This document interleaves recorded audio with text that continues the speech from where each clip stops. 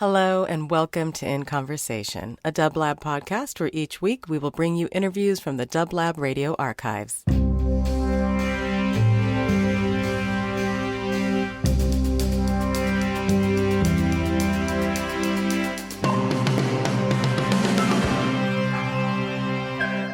Hello, folks. This is GB. I am here with Elisabeth Waldo, the great composer and musician, a big part of the California music history that you may or may not be familiar with.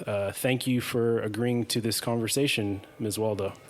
Well, thank you for being here, and I'm so pleased to share my various approaches to classic ethnic music. You can describe it as that way. I think for the majority of our listeners here on Dublab who might be familiar with your music, it is probably in the context of some of the records that you put out many years ago.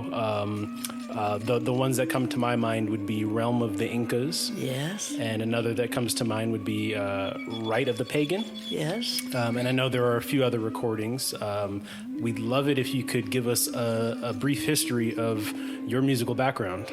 Well, yes, I was thrilled to have those two records produced by G&P Crescendo Records because it was very unique for them to do something other that was strictly a pop generation already. And I was a little far off from them, but they took the chance, and those two records are still marketable all here, Japan and England that I know of. As a performer and with an ongoing ensemble, always had for my educational shows, which I loved doing very much because all age groups, including universities, were not familiar with what I was attempting to do to show the music of the New World that they hadn't heard about or historically thought about. That is always in the Western European tradition of like the symphony world and the Curtis Institute, where I was a scholarship student. That was all Western European. And then in the youth orchestras with the great Stokowski and others, I discovered Latin America, and that became my destination to create what I'm up to today. So it was through your work with the National Youth Orchestra that got you over to Latin America, is that correct? Yes, we did. Yes, I was reading on your website a little bit about some of what you were involved with at that time. Oh, yes. Well, when I decided to go on my own and be a featured violinist, I started in Panama, and my classic production with William Grant Still, the famous Afro-American. I was not into composition of my own at that time, so I said, let's do something together for string quartet and string and symphony. And it's played all the world. It's called Danzas de Panama.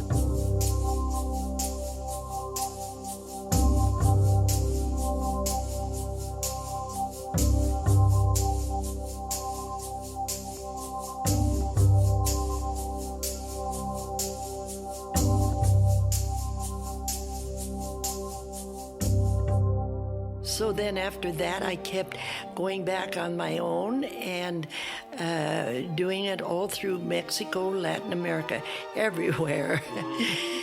And so that's just part of it, of course. Sure. I also read on your website that it's some encouragement in the direction of combining the pre-Columbian, pre-Hispanic instruments with the Western music you're already well familiar with and performing.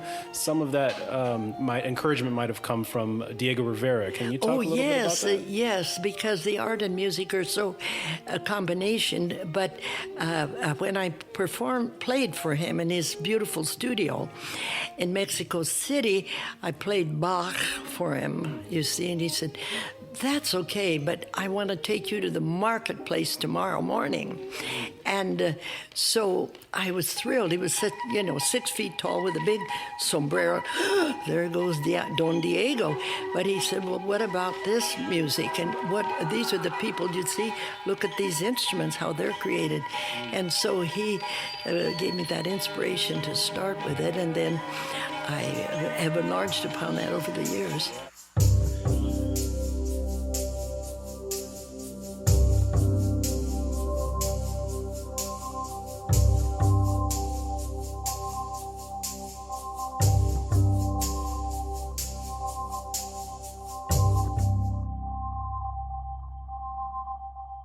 There aren't too many other musicians from when you first started putting out music, at least from what I'm aware of. There really aren't too many who were combining the music of the pre-Columbian cultures with modern music, Western music. I can think of maybe a couple, but what comes to mind for me would be the composers who were more associated with what is known as exotica music. I think, for example, Martin Denny and Les Baxter, I think your music is quite different from their music. Yes. See, they wanted me to be like them because they were big sellers, but I said, no, to me it's not authentic. It's very pop-oriented, and it is, like I don't like synthesized flutes because I'm so used to the real concert flute or these Aztec flutes of over 1,000 years. To me, they have such a beauty that I feel that's the best. Sure, and the difference as well for me is that when I hear guys like, say, Martin Denny, it was very much background music in a way. But he did start something good, and that was to make people like his records, Hawaiian things and everything. At least he got people aware that music is coming out of these wonderful areas and it is not known or accepted yet. He did that, and I admired him a lot for that reason.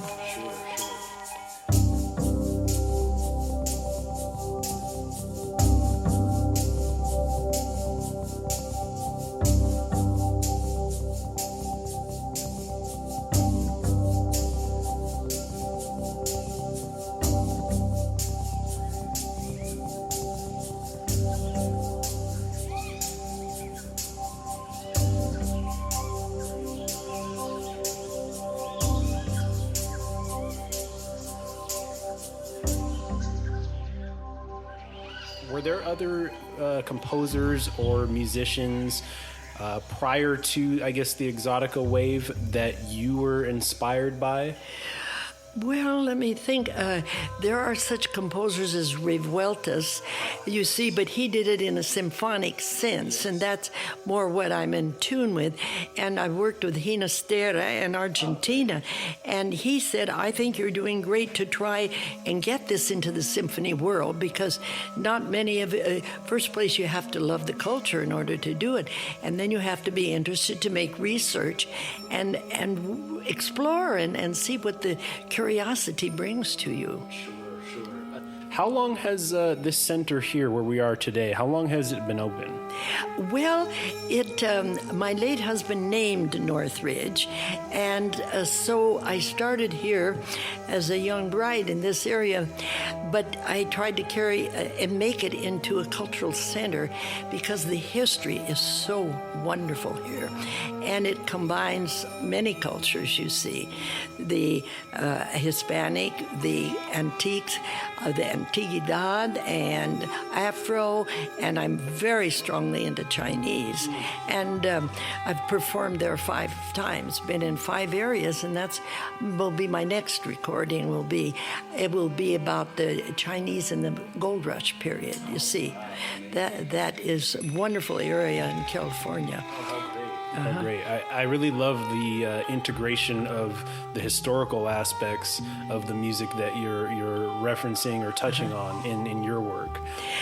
Yes, so this Rancho area was, when I moved here, it was very in the boonies, and the guys were coming to trim the walnut trees and the orange and the lemon trees, and I try to keep that here too with it, but I do want it open, and I did spend years on the educational circuit, introducing this to all age groups, and UCLA came 3 years here to this rancho because I said nobody knows the background. How do we get it into the music, a part of our itineraries and I like to do lecture demos, and I present it. I've had people from all over the world coming here. We have our own little teatro, and you must come soon, and it's a salon combination with our recording and all of that.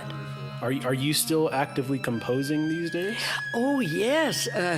All the shows that I do here, Usually I've been doing it once a month, but now since I'm sharing my theater, which seats about 150 people with other artists, I'm not always my group here each month, but I've had people from all over the world coming here, and that's my honor to have them come here and see the intimacy and enjoy the natural rancho atmosphere of over 7 acres, so they're welcome.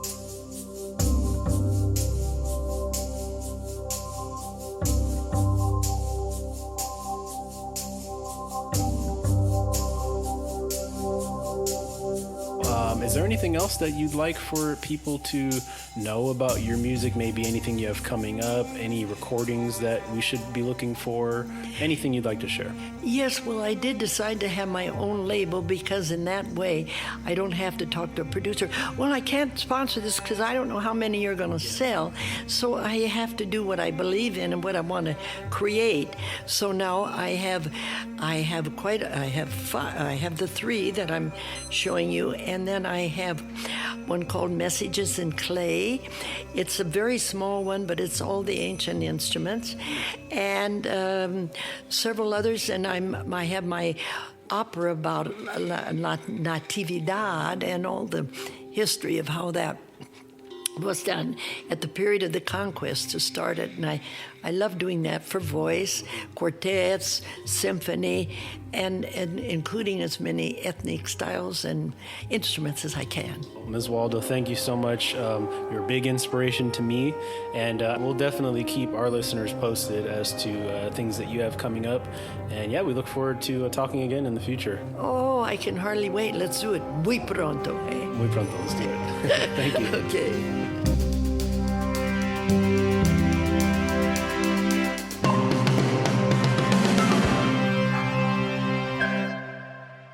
In Conversation was produced by Dublab, a nonprofit radio station broadcasting live from Los Angeles since 1999. Sound editing and theme song by Matea Baim. For more programming, visit dublab.com. And thank you for listening.